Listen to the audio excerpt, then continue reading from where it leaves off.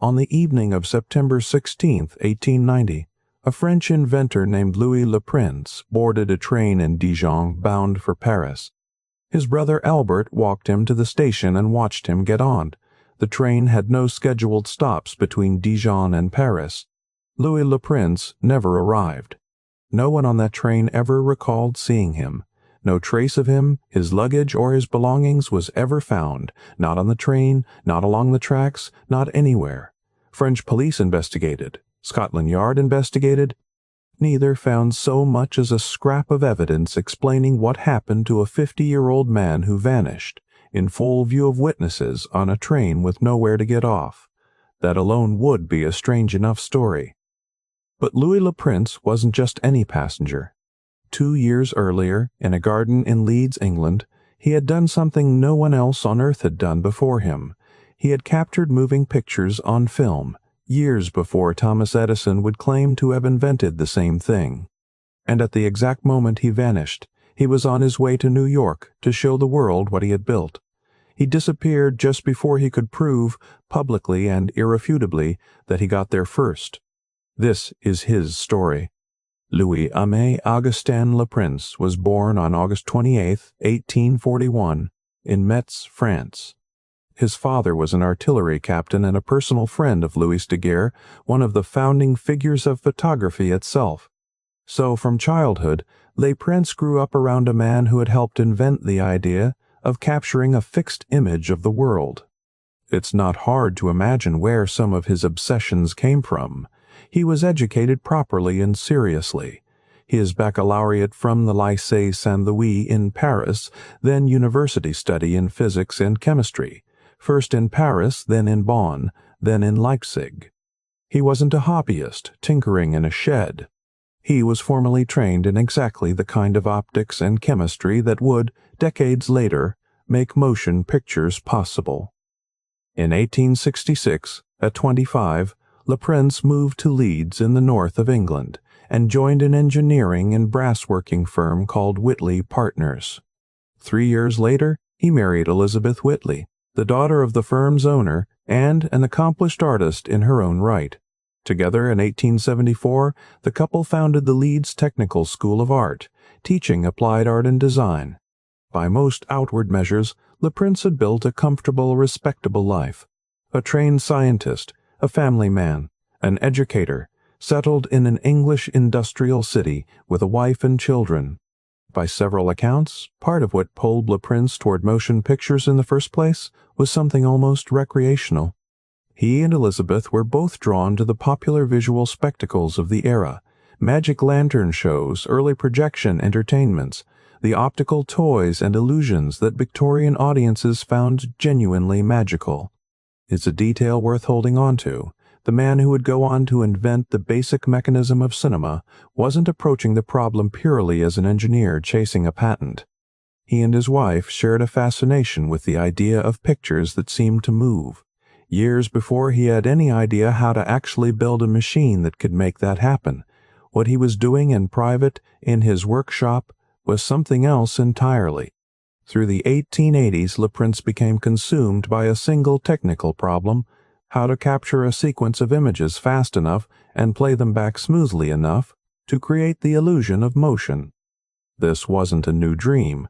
Inventors across Europe and America had been chasing some version of it for years, building devices with names like the Zoetrope and the Kinetoscope, spinning discs and drums that could trick the eye with a handful of static images.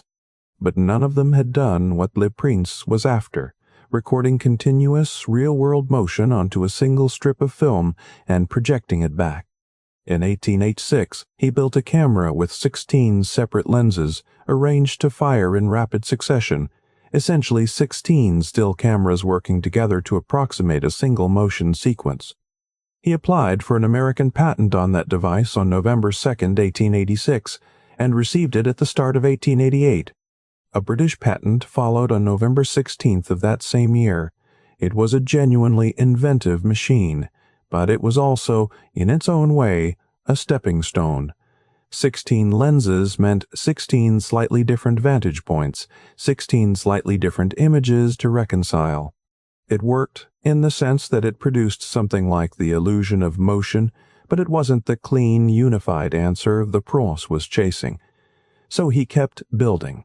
Later in 1888, working in his own workshop, the prince constructed something categorically different.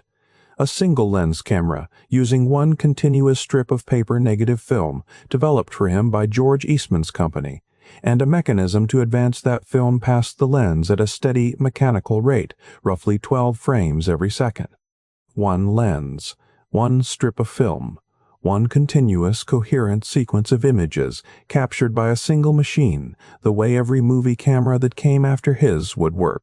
On October 14, 1888, Le Prince used that camera to film 4 people walking in a circle in a garden in the Leeds suburb of Roundhay: his son Adolphe, his mother-in-law Sarah Whitley, a family friend named Joseph Whitley, and a woman named Annie Hartley. The footage lasts a little over 2 seconds. It shows almost nothing. 4 people in Victorian dress, turning slowly in a domestic garden, arms swinging, skirts moving. It is, by any ordinary measure, an unremarkable piece of film. It is also, as far as any surviving evidence shows, the oldest motion picture footage that exists anywhere in the world.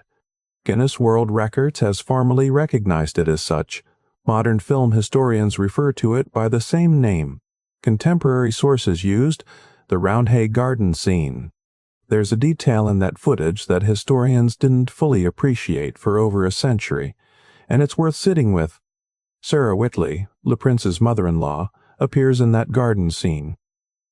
She died just 10 days after it was filmed, which means the earliest surviving motion picture in human history may also be the only moving image ever captured of a woman who was about to die, a piece of footage that is simultaneously the birth of an entire art form and, quietly, a home movie of a family's final days with someone they loved. Le Prince almost certainly had no idea, when he set up his single-lens camera in that garden, that he was doing both of those things at once. He didn't stop there. In the months that followed, Le Prince filmed traffic crossing Leeds Bridge, capturing the ordinary bustle of a city street, carriages, a horse-drawn tram, pedestrians moving at their own uncoordinated pace, all recorded and played back as continuous motion.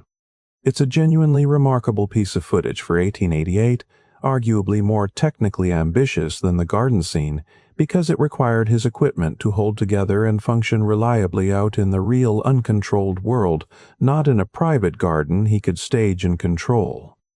The building he filmed from still stands in Leeds today, and it now carries a blue plaque, one of the city's official historical markers, commemorating the spot where, in the words later chosen for the plaque itself, the world's first moving pictures were made. By 1889 and into 1890, Le Prince was working toward something bigger than private demonstrations to family and friends. He wanted to show his invention publicly, first in England and then, critically, in the United States, in New York, where he intended to demonstrate both his camera, which he called the receiver, and a projecting device, which he called the deliverer, to the American public, and, presumably, to American investors and patent authorities. He had already secured a U.S. patent on his earlier multi-lens device. A successful, well-publicized New York demonstration of the single-lens system, the one that actually worked the way modern film cameras work, would have cemented his claim as the inventor of motion pictures on both sides of the Atlantic years before anyone else could plausibly contest it. In September of 1890, Le Prince traveled to France to visit family and finalize preparations before continuing on to the United States for that demonstration. On September 16th, he was in Dijon. His brother Albert accompanied him to the train station to see him off toward Paris, where Le Prince was expected to meet up with other family or associates before continuing his journey. He boarded the train. Albert watched him do it. He was never seen again. No struggle was reported. No luggage turned up abandoned anywhere along the route. No body was ever recovered, not immediately, and not in any way that could be conclusively tied to him in all the decades since. The Dijon to Paris Express, by most contemporary accounts, made no intermediate stops, which makes the disappearance even harder to explain through any ordinary mechanism. He couldn't have simply gotten off early by accident, and there was no obvious opportunity for him to have left the train against his will without someone noticing. Both French police and Scotland Yard opened investigations. Neither turned up a single solid lead. A 50-year-old, well-known, professionally accomplished man, traveling with purpose toward a career-defining public demonstration on another continent, seemingly evaporated between two French cities on a train with no stops. In the years and decades since, several competing theories have tried to fill that vacuum, and it's worth being honest about how much or how little evidence actually supports each of them. The first is financial or personal distress leading to a voluntary disappearance, the idea that Le Prince, for reasons of debt, family strain, or some private crisis, simply chose to vanish and start a new life elsewhere. The trouble with this theory is that it sits awkwardly against everything else we know about his state of mind at the time. This was a man actively preparing for the single biggest professional moment of his life, a public unveiling in New York that stood to validate years of expensive, painstaking technical work. People planning to disappear rarely spend their final weeks organizing international demonstrations of their life's work. A second, more recent theory emerged in 2003, when a photograph surfaced from the Paris police archives. An image of an unidentified drowning victim pulled from the Seine in 1890, whose appearance some researchers have argued bears a striking resemblance to Le Prince. It's an intriguing lead, but it remains exactly that, a resemblance in an old photograph, not a confirmed identification. No definitive forensic link between that drowning victim and Louis Le Prince has ever been established. A third theory is more speculative still, and touches on his personal life. The suggestion that Le Prince's disappearance was connected to concealing his sexuality, and that he later resurfaced quietly, possibly even traveling to Chicago years afterward under an assumed identity at his family's request, specifically to avoid a scandal. This theory circulates in some retellings of the case, but it rests on very little verifiable documentation and should be treated as speculation rather than established fact. And then there's the theory that gets by far the most attention, the one that turns this from a strange disappearance into something that sounds almost like a screenplay, that Thomas Edison, or people acting in his interest, had Le Prince killed or arranged for him to disappear, specifically to clear the field for Edison's own, later claim to have invented motion picture technology. It's important to be precise about this one, because it's the version of the story that spreads the fastest and the loosest. There is no direct evidence, no confession, no documented order, no confirmed hired assassin, tying Edison or anyone working for him to Le Prince's disappearance. What there is a pattern of circumstance that makes the theory persistently hard to dismiss outright, and that pattern is worth laying out plainly, because it's genuine documented history, not rumor. Part of why the theory has staying power has less to do with 1890 itself, and more to do with what Edison's business later, verifiably, became. Roughly 2 decades after Le Prince vanished, in December of 1908, Edison helped organize something called the Motion Picture Patents Company, often referred to at the time and since as the Edison Trust. It pooled the film-related patents of Edison's company alongside several other major producers and used that combined patent portfolio to try to control, almost completely, who was legally allowed to make or show films in the United States. The trust struck an exclusive supply deal with Eastman Kodak, the dominant maker of raw film stock, specifically to starve out independent producers who wouldn't submit to its licensing terms. Historians studying the period have documented that the trust's enforcement went well beyond ordinary legal pressure. It employed men, sometimes with reported mob connections, to physically intimidate and disrupt unlicensed film productions and exhibitions that refused to fall in line. The trust was eventually broken up by federal antitrust action in 1915 and formally dissolved by 1918. None of that proves anything about what happened to Louis Le Prince in 1890, and it would be dishonest to present it as if it did.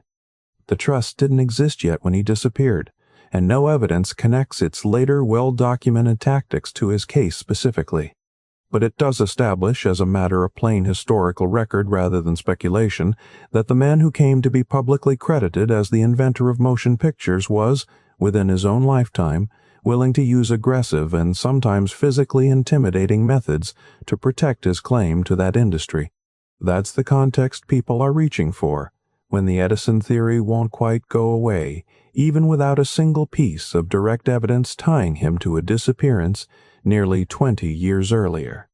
Leprince disappeared in September of 1890, at the exact moment he was preparing to publicly demonstrate, on American soil, a working single-lens motion picture camera, years before Edison's kinetoscope became public. With Leprince gone and his invention never publicly demonstrated in his lifetime, the field was left open. Edison's laboratory continued its own separate work on motion picture technology through the early 1890s, and by 1893, Edison was publicly demonstrating the kinetoscope, a peephole viewing device for short films which, by the mid-1890s, had made him, in the popular imagination and in a great deal of subsequent film history, the inventor of motion pictures. That framing did not go unchallenged. In 1808, 8 years after his father vanished, Adolphe Leprince, then a young man studying at Columbia University, took a year away from his studies specifically to gather evidence and appeared as a witness for the defense in a landmark patent case, Thomas Edison versus the American Kinetoscope Company. Edison was suing to establish himself, legally, as the sole original inventor of cinematographic technology, a claim that would have given him sweeping control over the still young American film industry. Adolphe testified about his father's earlier, working camera, the same single-lens device used to film the Roundhay Garden and Leeds Bridge, years before Edison's kinetoscope existed. By some family accounts, Elizabeth Leprince held on to a belief, for a period after her husband vanished, that bordered on the extraordinary, that Louis might still be alive, and that securing formal legal recognition of his invention could somehow bring him back to her. It's a devastating thing to sit with. A wife spent years pursuing courtroom vindication not simply for her husband's professional legacy, but, at least for a time, in the genuine hope that winning that legal fight might restore the man himself. There is no evidence that anyone was literally holding Louis Leprince captive somewhere, waiting on a verdict. But the fact that his own widow entertained the possibility says something about how total and how inexplicable his disappearance felt to the people who loved him, closest to it in real time. The case did not go cleanly in either direction. A court initially ruled in Edison's favor. A year later, that ruling was overturned on appeal. In recognition of the strength of the evidence for prior inventors, Leprince included. But Edison's team responded by reissuing and restructuring his patents, and through a combination of legal maneuvering, market dominance, and the sheer commercial infrastructure Edison had built around his devices, he effectively went on to control the American film industry for years regardless of the legal nuance underneath his claim to having invented it first. It's worth understanding that Leprince wasn't the only person working on some version of this problem in the 1880s. Edward Muybridge in California had already produced his famous sequential photographs of a horse in motion, using a bank of separate still cameras triggered one after another, a landmark achievement, but not a single continuous film in the way Leprince's camera would later capture. In France, the physiologist Etienne Jules Marais was building his own chronophotographic devices around the same period, closer in spirit to Leprince's multi-image approach. And in England, a photographer named William Freest Green would later mount his own competing claim to having invented a working motion picture camera in the mid-1880s, a claim that remains disputed by historians to this day. Motion pictures, in other words, weren't invented in one single flash of insight by one isolated genius. They were the product of several serious, independent inventors converging on the same idea from different directions, racing each other, in most cases without even knowing the others existed. What sets Leprince apart, And what the surviving Roundhay footage actually proves is that his single-lens camera produced a genuinely continuous, single-strip motion picture, the direct technical ancestor of every film camera that followed, years before any of his rivals could demonstrate the same thing. Adolph's role in the 1898 case went well beyond simply showing up to testify. According to accounts of the litigation, he spent the better part of a year away from his university studies, specifically gathering supporting evidence, tracking down witnesses, equipment, and documentation tied to his father's earlier work, essentially building, alone, the evidentiary case that his father never lived to make for himself. He was in his mid-20s, testifying in federal court about technical work his father had done when Adolph himself was a teenager, quite literally the same teenager captured walking in circles in the Roundhay Garden a decade earlier. It's difficult to overstate how strange that must have felt, to be, at once, a witness, a subject of the very footage in question, and the last surviving link between a vanished father and a legal system trying to decide who actually invented an entire art form. So the man whose family fought, in open court, to establish that he had beaten Edison to a working motion picture camera, had vanished 8 years earlier, at the precise moment he intended to prove it publicly and permanently. That is not proof of a conspiracy. It is, however, a genuinely uncomfortable coincidence, and it's the reason this theory has never fully gone away, even without a shred of direct evidence connecting Edison to LePrince's disappearance. There's a second act to the story that makes the whole thing darker still, and it involves Adolphe LePrince himself, the same son who testified in that 1898 patent case, the same young man captured, as a child, walking in circles in his family's garden in what may be the oldest surviving film on Earth. On August 20th, 1901, 3 years after his testimony against Edison's patent claim, Adolphe LePrince was found dead on Fire Island, New York, near a place called Pointe aux Woods. He had been out shooting duck. He died from a gunshot wound to the head. The official verdict returned by authorities was suicide. His mother, Elizabeth LePrince, Louis' widow, never accepted that conclusion. She was convinced her son had been murdered, and her reasoning, as later writers have documented, centered specifically on what Adolphe knew and had said, under oath, in a federal courtroom, about his father's invention and its priority over Edison's. In her view, her son had become a liability to powerful commercial interests the moment he testified, and his death 3 years later was not an accident of grief, or a hunting mishap, or a private tragedy, but a second act in the same unresolved story that had already taken her husband. No investigation ever substantiated her belief. The official record still lists Adolphe LePrince's death as a suicide, and the circumstances, as multiple historians researching the case have noted, remain genuinely undetermined rather than conclusively either murder or self-inflicted. It is worth saying plainly that suicide among young men in this era, particularly one carrying the weight of an unresolved family tragedy and years of unproven legal battle, is not itself an implausible or unusual explanation, and nothing in the historical record definitively rules it out. But it's also true that a mother who had already lost her husband to one unexplained disappearance was never able to accept a second unexplained death in her family as mere coincidence, and it is not hard to understand why. 2 LePrince men. One vanished on a train moments before he could prove he had invented an entire art form. The other found dead 11 years later, 3 years after testifying under oath that his father had gotten there first. Neither death, if the elder LePrince was in fact dead, was ever conclusively explained.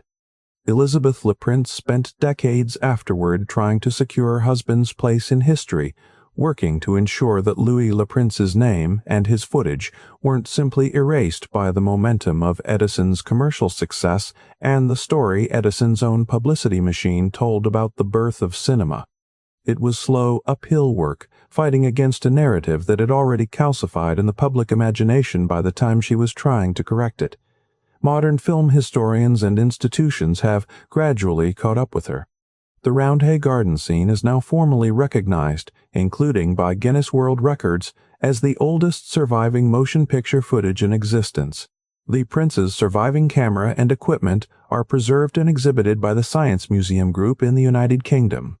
In Leeds, the city where he built his workshop and filmed his earliest footage, there are now public memorials and ongoing historical societies dedicated specifically to preserving and researching his work and legacy.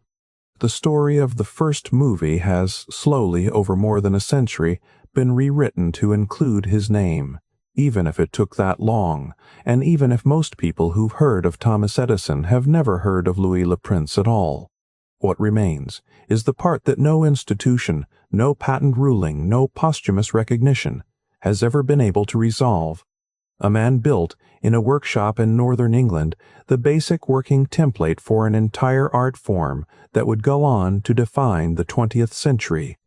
He filmed his own family walking in a garden, capturing, without knowing it, both the birth of cinema and the final days of a woman he loved.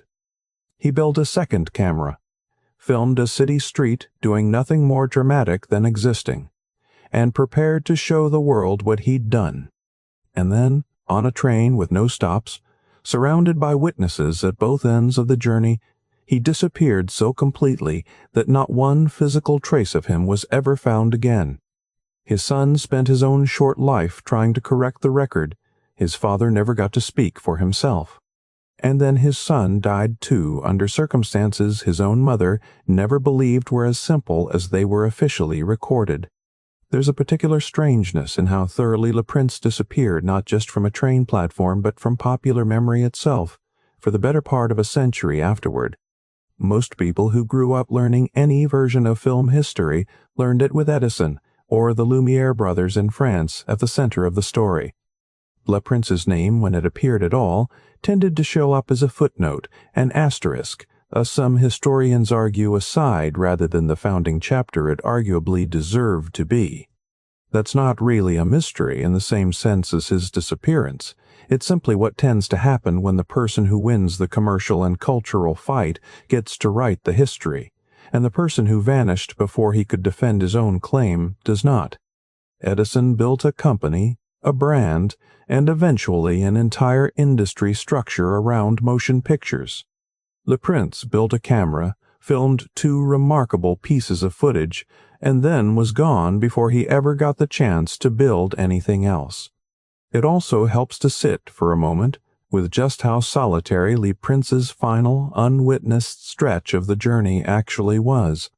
His brother watched him step onto the train in Dijon. Whoever was expecting him in Paris never saw him get off. Somewhere in the hours and the miles between those 2 points, on a train that by most contemporary accounts made no stops at all, a well-known, physically capable, professionally accomplished 50-year-old man ceased to exist in any way that left a trace.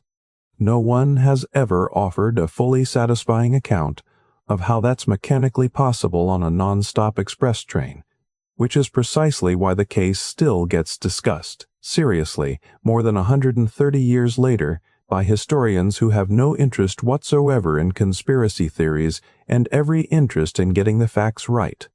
More than a century later, the footage still exists. 4 people walking in a circle in a garden in October of 1888. It is, by any reasonable measure, one of the most important 2 seconds of film ever recorded. The man who filmed it never got to see whether the world would recognize what he'd done. He boarded a train to go find out, and the world never saw him again.